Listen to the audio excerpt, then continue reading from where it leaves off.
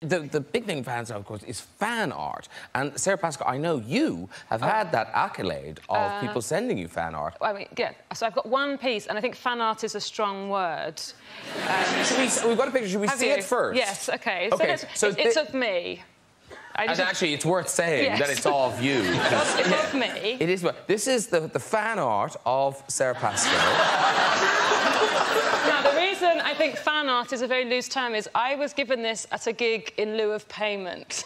I don't want to brag about my career. Yeah. Well. But that's because the guy who ran the gig had spent too much at the bar to pay me, so... He painted that? Yes. After being at the bar? Of me. What are those bits? I just think they're just free biscuits, donuts or something. Have you been sent pictures of people who tattooed your face on their bodies? Oh, no, I'm not there yet. Oh. Have you got One day. Yeah. I get them in my Twitter feed all the time. There's guys who have whole calves, or a picture of jewels on their chest, or... Wow. Nick Fury. It's kind of crazy. People love the event. And now, Tom Hiddleston, you have fan art, but such specific fan art. There's a lot, yeah. And does it all come from this one scene? Was it the first Thor movie with the spear? Right, yeah. Yes. There's a scene in the first Thor film where I'm trying to attack Thor, Chris Hemsworth as Thor, with a spear. And I jump in the air, and he dodges out the way, and I bring the spear down, and it wedges itself into the floor. And then I use it to spin myself around and kick him in the chest, which has been interpreted by fans as a demonstration of my hidden talent at pole dancing. Pole dancer! Yeah. No, seriously, there's so much of this. This is just one example of Loki really going for it on the pole. Oh, my God.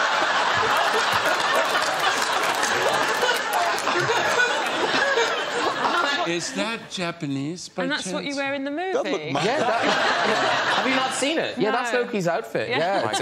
I've not seen that one. Oh, really? We'll print it out. You can take it home. Wow. Very quickly, it is Oscars weekend this weekend. And, Ian, would you mind telling us the story about when you were nominated for Gandalf? Oh, yeah. And you had the beads. Yeah. Well, there weren't beads.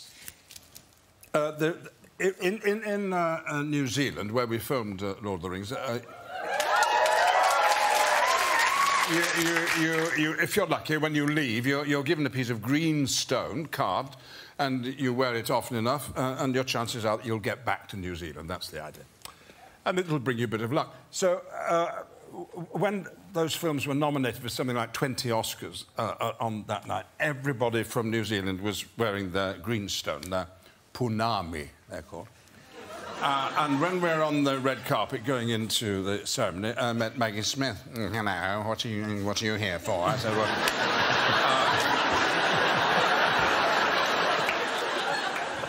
said, well, Lord of the Rings. Oh, yeah. She said, what's that round your neck? Oh, so it's my punami, Maggie. Oh, your punami, what's that for? I said, well, if I wear it, it'll bring me luck, and, oh, very nice. And we went our separate ways, and you know it lasts for 3.5 or 4 hours, you know, don't you? Oh, yeah. Oh, God, you sit there and sit there. And at the end, of course, everyone else wins the Oscar apart from you. And a bit dejected, you're coming out looking forward to a drink, and you bump into Maggie Smith, and she points out at you and she says, it didn't work, did it? You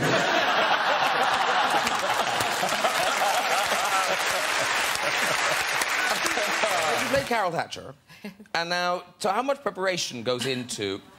Well, obviously you put a nose on. I did have a nose. Yeah. Wow. But what else goes on preparing for Carol Thatcher? I should make up some shit, but, I watched I'm a Celebrity, Get Me Out of Here. But when you're playing something like a detective, do you do... Like, for Broadchurch, did you do preparation? No. Sorry.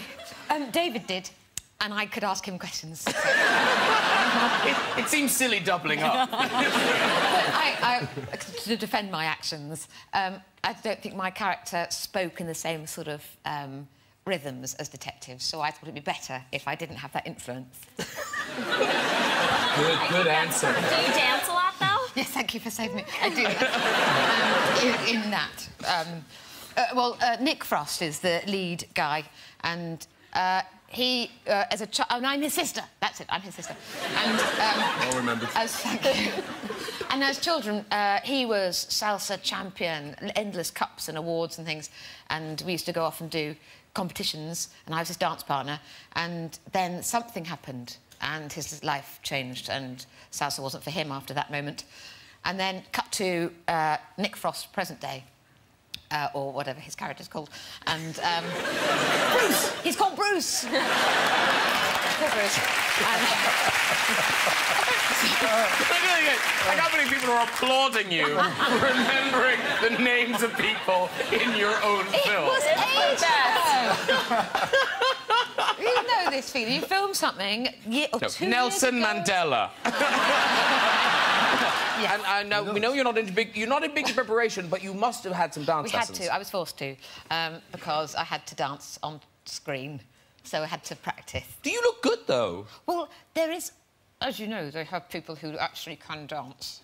Yeah. Who... Because I can only spin 3 times before I vomit, so... But we do have a picture of you in rehearsals where it doesn't look like it's going that well. That's the best thing I've ever seen. I also love that you're wearing, like, a full sweatsuit and heels. What did you perform at? You performed at a seafood festival? I mean, which shit show you want to know about?